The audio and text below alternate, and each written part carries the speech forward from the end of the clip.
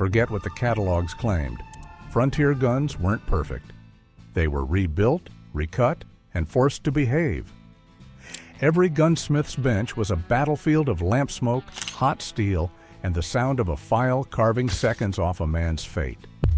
These weren't factory miracles. They were weapons tuned past safety by men who knew what hesitation cost. Today, we're lifting the lid on the workbench itself. 15 hidden modifications that turned ordinary firearms into legends, and sometimes death traps. No myths, no movie gloss, just the raw engineering that decided who walked away. So keep your powder dry and your fingers steady, because it starts with the smallest edge in the shop, a muzzle so polished it could change history. Number 15, polished or recrowned muzzles. On the frontier, accuracy wasn't luck, it was labor. A rifle that missed by an inch could cost a man a day's food or his life. And most misses didn't come from bad aim, but from the smallest flaw at the barrel's end. The muzzle crown, the narrow edge where the bullet escapes, was the soul of precision. Years of grit, black powder, and cleaning rods left it battered or uneven, sending rounds off course. Frontier gunsmiths learned to save those barrels with nothing more than a file, a lead lap, and time. At Springfield Armory, armorers recut damaged muzzles on worn Springfield rifles by hand. Out west, the same care was taken by shopsmiths, working on Winchester and Sharps barrels, polishing them under lamplight until the edge gleamed true. Some checked their work by holding a candle to the bore. If the flame stayed still, the crown was perfect. It looked like nothing, a faint glint at the muzzle, gone in an instant. But that shine meant the rifle would shoot straight again. It was quiet work, unseen and uncelebrated, yet it turned worn guns into lifesavers and separated the marksman from the man who only hoped to hit what he aimed at. Number 14, filed or replaced front sights. A man's aim on the frontier wasn't judged by how steady his hand was, it was by how well he knew his sights. Factory irons were rough, often set too high, and every rifle shot a little different depending on its load. When your life depended on that difference, a good marksman didn't pray, he filed. Frontier gunsmiths and shooters learned that trimming or replacing the front sight could shift the point of impact by inches at 50 yards. File it too low, and you'd shoot high. File it too much, and you might miss the whole horizon. Hunters carried small files in their saddlebags, testing their rifles one notch at a time until the bullet struck exactly where they wanted.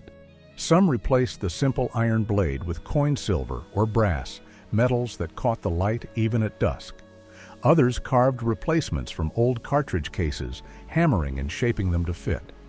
Colt and Winchester offered factory front sight blanks for this very reason, but most frontier men didn't wait for mail order. They made their own. A few went further, soldering custom dovetails or bending the blade itself to match their eye. It wasn't just accuracy, it was confidence. When a man knew where his bullet would land, he carried himself different. Surviving rifles from the 1870s and 1880s, Winchesters, Sharps, even Spencer carbines, often show uneven filing or homemade inserts polished by use. They're quiet proof that on the frontier, perfection wasn't built in a factory. It was filed into shape by the man who pulled the trigger. Number 13, custom grips and grip frames. A revolver might have been born in a factory, but it was finished in a man's hand. The stock walnut or gutta-percha grips that came from Colt, Remington, or Smith & Wesson rarely stayed untouched for long. Out on the trail, guns were as personal as boots, and the grip was where comfort met survival. Frontier gunsmiths reshaped them, thinned them, or swapped them entirely. A wider palm swell could steady the aim of a heavy Colt .45. A smaller, rounded profile let a gambler's revolver slip from his coat faster. Ivory, bone, horn, or rawhide gave a better purchase when sweat or blood made everything slick. Some wrapped their grips in braided horsehair or inlaid initials with brass tacks, not for show, but to mark their weapon among many. Texas Rangers and lawmen often had their grips recut to fit their draw angle. A few even modified the frame itself, grinding or filing it down to alter balance and recoil. Photographs of period revolvers in the Cody Firearms Museum and the Autry show that no two were identical once they'd seen real use. To hold one is to know its owner. The thumb groove worn deeper on one side, the checkering smooth where it met a trigger finger over years of service. Custom grips weren't luxury. They were memory carved into wood and bone. And when a man's weapon fit his hand perfectly, it felt less like a tool and more like a promise. Number 12. Cross-pinned or reinforced frames. The American frontier was hard on guns. Black powder fouled actions, dust worked into every seam, and heavy loads beat the frames until the metal itself began to stretch.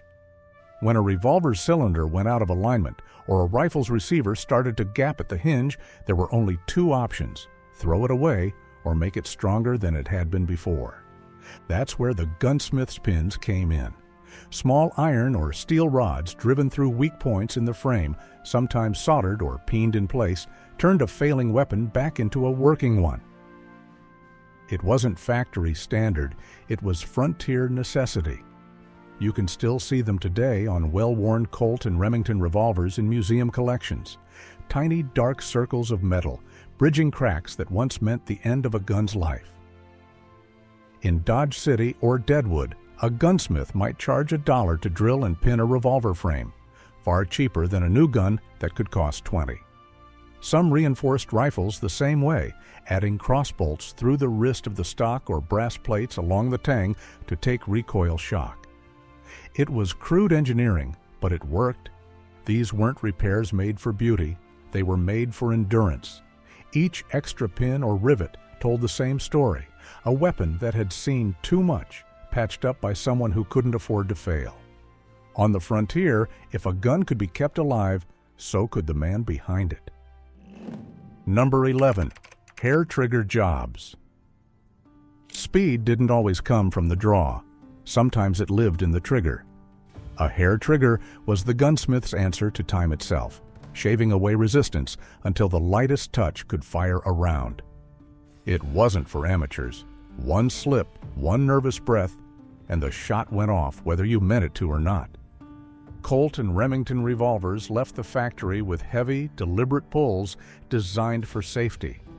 Frontier shooters who lived by precision wanted faster response. They'd take their guns to local smiths, or do it themselves, filing the sear notch and thinning the trigger spring until the break felt like glass.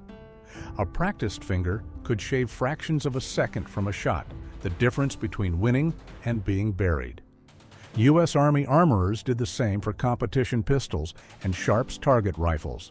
So did buffalo hunters who needed a clean, steady break to drop game at distance. Some even installed tiny set screws behind the trigger to adjust tension, an innovation copied decades later in modern firearms. But the price was danger. Many period accounts describe accidental discharges from modified six-shooters, a revolver slipping from a holster or firing from a jolt. Surviving Colts and Smith & Wessons in museum collections still show filed sears and replaced springs, the marks of men who traded safety for speed. A perfect hair trigger wasn't about recklessness, it was control pushed to its edge. The kind that ended a fight before the other man's finger even touched steel. Number 10. Skeletonized or lightened hammers. If the trigger is the nerve, the hammer is the reflex. Gunsmiths learned that by trimming mass off a hammer, cutting away metal, drilling holes, or contouring the spur, they could speed how fast the firing pin struck and how quickly a gun recocked. Less hammer mass meant less inertia, and less inertia meant a shorter lock time between pull and impact. This wasn't a cosmetic flourish.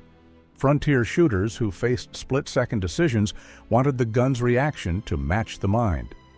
Target pistol makers and a surprising number of frontier smiths applied the same idea to service revolvers and carbines, lightening hammers on Colts, Remingtons, and even Sharps rifles to shave the tiniest fraction from the shot. Some hammers were skeletonized with drilled holes or milled recesses.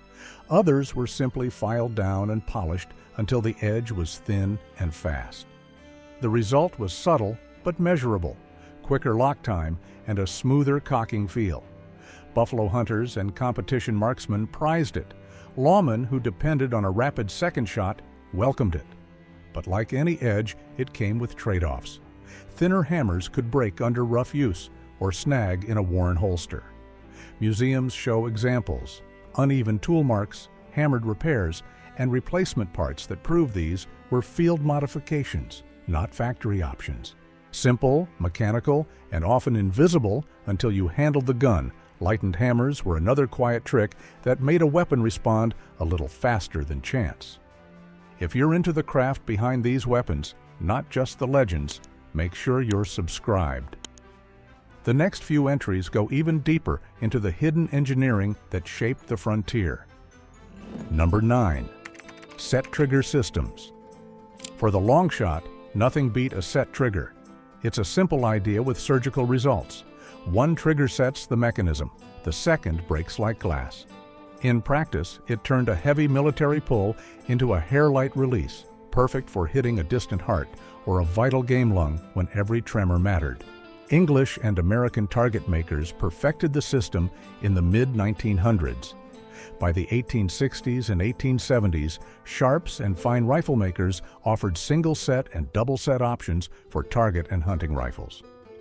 Frontier marksmen who chased long ranges, buffalo hunters, competitive shooters, and scouts watching a far ridge favored them because the set took the wobble out of the last inch of aim.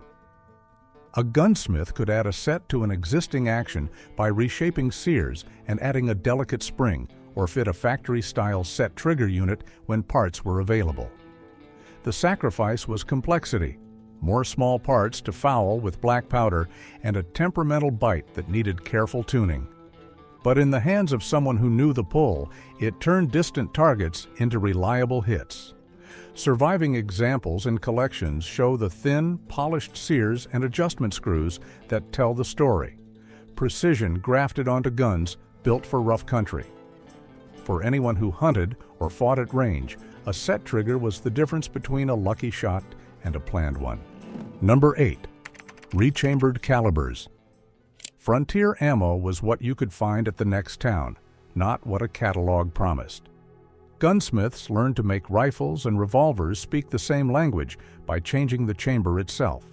Rechambering meant reaming out a cylinder or throat and fitting it to a more common cartridge so a man could feed both his rifle and his pistol from the same pack of rounds. It was practicality over pedigree. The work was simple in idea and exacting in practice. Cut the chamber to a new diameter, lap the throat for smooth feeding, and test for proper headspace. Common switches on the planes included conversions to calibers like the .44-40 or the .45 Colt, rounds that turned up in wagon boxes in general stores more often than exotic factory loads. A Winchester rifle that once took a rare cartridge could be altered to eat the same rounds a revolver carried, and suddenly a shooter had twice the firepower with half the supply worry. It was survival engineering, not tinkering. But it carried risk. A poorly cut chamber could bulge under pressure, and mismatched headspace could ruin a gun or worse. Still, the cost of a careful gunsmith in Dodge City was cheap compared to walking into town empty-handed. Surviving examples show reamed throats, non-standard headspacing, and repair marks, evidence that men chose reliability over originality. Rechambering didn't make a gun prettier, it made it useful. On the trail, that usefulness was currency. When a shooter's rifle and revolver sang from the same box of cartridges, he spent less time scavenging and more time staying alive. Number 7. Re-rifling and rebored barrels. Barrels wore out, not over weeks, but over years of black powder, hard bullets, and cheap lead. A rifled bore that had the grooves chewed down or the lands corroded stopped guiding the bullet true. It turned a precision rifle into little more than a scattergun. Frontier gunsmiths didn't replace barrels if they could help it. They remade them. Re-rifling was the heavy surgery. cutting new grooves, restoring twist, or even relapping the bore to a slightly larger diameter so it could accept a new, harder bullet. Some shops bored out a ruined tube and fit a sleeve, turning a tired barrel into a like-new tube without scrapping the stock or action. Others reamed and polished the existing rifling, removing pitting and restoring concentricity with hand-turn lathes and tapered reamers. This work took time, skill, and the right tools, gear many frontier smiths jury-rigged from wagon wheels and hand-cranked gears. The payoff was enormous. A rebored or re-rifled Winchester, Sharps, or custom long rifle could shoot like it was fresh from the maker, turning a worn hunting gun back into a reliable fighting piece. But mistakes were costly. One bad cut ruined the bore forever. You won't see the change in a photograph. You feel it when the first shot groups where you aimed instead of a finger's width off. On the plains and in the timber, that meant meat on the table and a man getting home. Re-rifling was shopcraft at its toughest, metalwork that rebuilt a rifle's voice, one groove at a time. Number 6. Adjustable rear sights. Long shots are won at the back of the gun. On the frontier, where distance meant survival, the tiny notch and leaf at the rear did more work than a dozen practice sessions. Factory sights were crude and fixed. A marksman who needed range and precision learned to make them change on the fly. Gunsmiths fitted adjustable rear sights, tang sights, ladder sights, leaf elevating sights, so a shooter could dial for 50 yards or 300 without guessing. Sharp's target and hunting rifles carried some of the finest examples in the 1860s and 1870s, with ladder-style elevators that folded down for travel and sprang up to set a new elevation. A buffalo hunter or scout could flip a ladder, notch it for a heavier load, and trust the sight to hold at a distance where a single hit meant meat or nothing. The work was part metal craft, part improvisation. A shop might add a tiny screw for elevation, file a series of graduations into a leaf, or fit a tang sight on a Winchester that left the factory with nothing. Some shooters carried small drift punches to nudge the sight in the field. Others preferred a vernier-style fine adjustment when parts and time allowed. The result, repeatable holdovers and a confidence that let a man aim for a lung instead of a shoulder. Surviving rifles show the marks of that work: witness notches, hand-filed graduations, and brazed-on posts that were never part of the original build. For a frontier shooter, an adjustable rear sight turned rough guesses into planned shots. It didn't feel heroic. It felt exact, and in a world where distance decided dinner and life, exact was everything. By the way, which of these modifications would you trust your life to? Let me know down in the comments. I read everyone, and the smartest answers usually make it into the next episode. Number 5. Conversion cylinders. When metallic cartridges replaced loose powder and percussion caps in the 1870s, half the frontier's revolvers were suddenly obsolete. But a good gun was too valuable to scrap. So, gunsmiths invented a bridge, the conversion cylinder. It turned yesterday's cap-and-ball revolver into a cartridge shooter and kept thousands of sidearms alive for another generation. The job was delicate. Remove the percussion cylinder, machine new chambers with rear openings, cut a loading gate into the frame, and sometimes fit a new breech plate to hold firing pins. Smiths like Thur, Richards, and Mason patented versions for Colt and Remington models. Their designs spread fast across the frontier. A man with a Colt 1860 Army or an 1858 Remington could walk into a shop in St. Louis, pay a few dollars, and walk out with a gun that fired self-contained cartridges instead of paper or ball. Each conversion had its own quirks. The Thur system loaded from the front, using conical brass rounds. Later, Richards Mason jobs cut loading ports and ejector rods into the frame like factory cartridge guns. Blacksmiths copied what they saw, fitting mismatched parts, drilling alignment pins by eye, and filing cylinders until they turned smoothly again. It wasn't elegant work, but it worked. Number 4. Barrel shortening, the sheriff's cut. Speed didn't always come from the holster. Sometimes it came from a hacksaw. On the frontier, long barrels looked fine on parade, but they were slow to clear leather in a fight. Gunsmiths and lawmen alike learned that cutting a barrel short made a revolver handier, faster, and easier to hide under a coat, even if it sacrificed range and recoil control. A standard Colt single-action Army left the factory with a 7.5-inch barrel. Many didn't stay that way. Frontier smiths lopped them to 5 inches, or 4 3/4, the balance point where speed met accuracy. The modification was simple: measure, saw, square the muzzle, and file in a new front sight. But it needed a steady hand. A crooked cut could ruin accuracy, and a rough muzzle could spray powder into the shooter's face.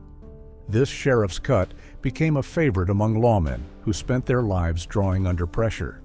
Shorter barrels cleared a coat faster and didn't snag in close quarters. Marshals in Dodge, Abilene, and Tombstone carried them. Gamblers and outlaws soon followed. Gunmakers caught on.